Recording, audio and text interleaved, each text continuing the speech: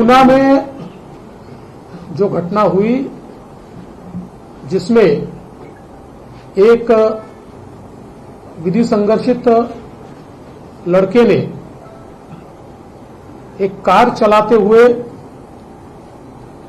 Motorcycle को एक प्रकार से उस पर बैठे हुए जो दो लोग हैं उनको एक्सीडेंट में वो दोनों मारे गए, उनके साथ एक्सीडेंट किया।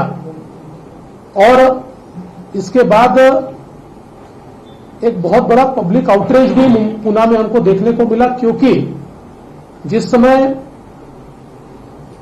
इस लड़के को जुवेनाइल जस्टिस बोर्ड के सामने पेश किया गया तो बोर्ड ने उसमें बहुत ही लीनियंट व्यू लिया और दो लोगों के मरने के बावजूद भी एक प्रकार से केवल 15 दिन का सोशल सर्विस का काम उनको दिया।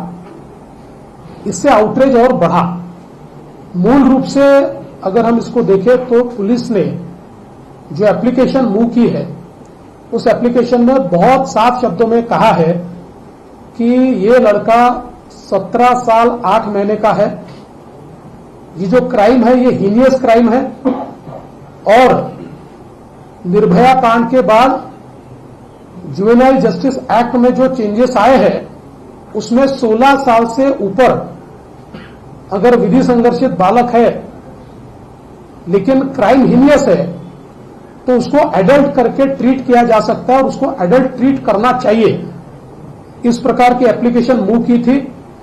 उस एप्लीकेशन को सीन एंड फाइल ऐसा जुवेनाइल जस्टिस बोर्ड ने किया और जो रिमांड की एप्लीकेशन दी थी उस एप्लीकेशन पे ये एक बहुत ही आश्चर्यजनक इस प्रकार का आदेश पारित किया कि मात्र 15 दिनों के लिए वो सोशल सर्विस करे, वो ऐसे लिखे, वो डी एडिक्शन करे।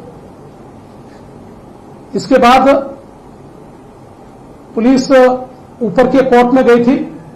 ऊपर के कोर्ट ने इसका सीरियस कॉग्निजेंस लिया और ऊपर के कोर्ट ने कहा कि जुवेनाइल जस्टिस एक्ट में इसको रिव्यू करने का अधिकार उनको है, आप रिवीजन एप्लीकेशन वहां फाइल कीजिए और अगर आपको न्याय नहीं मिलता तो आप वापस हमारे पास आइए। उस प्रकार से रिवीजन एप्लीकेशन पुलिस ने फाइल की है, उस पर सुनवाई चल रही है। शायद आज या कल में उस पर सुनवाई पूरी होगी, लेकिन वहां पर अगर न्याय नहीं मिला तो पुलिस जितना ऊपर जाना पड़े पर इस मामले में निश्चित रूप से जब तक न्याय नहीं मिलता तब तक पुलिस कोर्ट के सारे दरवाजे या सारे रास्ते टटोलते रहेगी। साथ में पुलिस ने इस मामले में जो जिन्होंने लिकर सर्व की है, जो रेस्टोरेंट के लोग हैं, मालिक है, उन लोगों के ऊपर भी कार्रवाई की है। पहली बार इस प्रकार की कार्रवाई हुई है। उनको 4 दिन का पीसीआर मिला है और ये जो बालक है इसके जो पिताजी है उनके ऊपर भी एफआईआर की गई है, क्योंकि अपना बेटा ड्राइविंग एज से कम होता है ये पता होते हुए भी उन्होंने उसको गाड़ी दी है, इसलिए उनके ऊपर भी कार्रवाई यहां पर की गई है। इसके साथ साथ लॉन्ग टर्म में ऐसी चीजें न हो इस दृष्टि से रेसिडेंशियल एरियाज में जो पब्स है इसको रेगुलेट करना, इसको रिकंसिडर करना, इस बारे में भी कोई पॉलिसी तैयार करने का विचार चल रहा है। साथ में यहां पर लाइसेंसेस जो इश्यू हुए उसके नियमों का पालन होता है या नहीं, पुलिस विभाग, एक्साइज विभाग और महानगर पालिका इनको भी आदेश दिए जा रहे हैं कि वे लोग इसके बारे में पूरी तफ्तीश करें और जहां पर वायलेशन है वहां पर क्लोजर का ऑर्डर दें। साथ साथ ये जो सारे इलाके हैं इनमें बड़े पैमाने पर नाकाबंदी करते हुए और ड्रंकन ड्राइविंग की टेस्ट लेकर और उनको रोकने के लिए एक व्यवस्था बनाने का भी प्रयास ये पुलिस की ओर से किया जाएगा। साथ ही में ये जरूरी है कि जो लोग बार में जाते हैं या इस प्रकार के पब में जाते हैं उनके पास लीगल एज है या नहीं, इसका कोई ना कोई डॉक्यूमेंट ये चेक किया जाना चाहिए। ये होता नहीं है, इसको चेक करने के आदेश भी दिए जा रहे हैं और उनको ये कहा जाएगा कि बाहर सीसीटीवी लगाकर उसको चेक किया जाएगा, ताकि कभी भी पुलिस या कोई भी विभाग, एक्साइज विभाग ये चेक कर पाएगा कि इस प्रकार से उन्होंने किया है या नहीं किया है।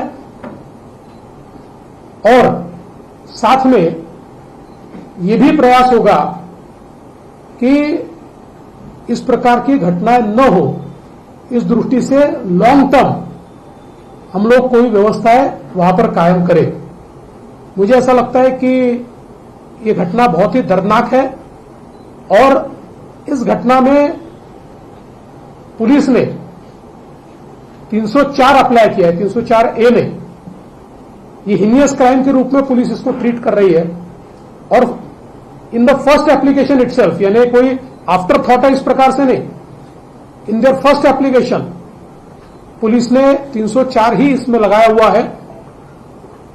जब जुवेनाइल जस्टिस बोर्ड के ऑर्डर को मैं देखता हूं तो मुझे आश्चर्य होता है कि इतने गंभीर मामले में इस प्रकार की ऑर्डर कैसे दी गई, इसलिए उसको हम लोग कंटेस्ट करेंगे। एफआईआर की कॉपी हमारे पास में 8:13 19 तारीख को एफआईआर फाइल हुई, लेकिन इसमें 304A है।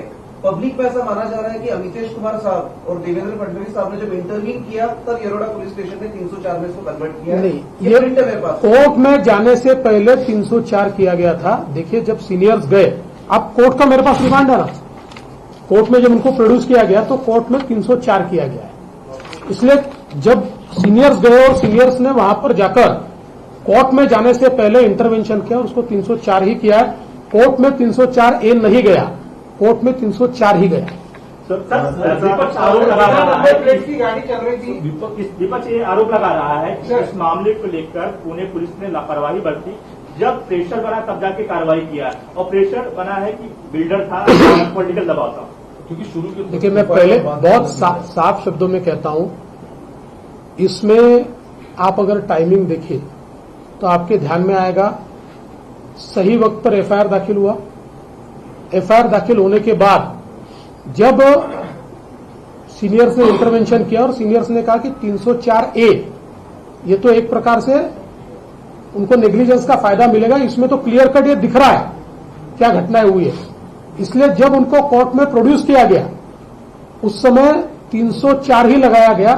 कोई नेग्लिजेंस इसमें नहीं है, कोई दबाव नहीं है। और मैंने तो इतना ही नहीं, सीपी साहब को ये कहा है, एक एसीपी को हमने पूरा जितना समय वो पुलिस स्टेशन में वो लोग थे उस पूरे समय का सीसीटीवी फुटेज देखने को कहा है। इसमें अगर कोई दबाव डाल रहा है, उनको कोई अलग से मदद की गई है, ऐसी कोई भी चीज होगी तो उसके ऊपर कार्रवाई की जाएगी।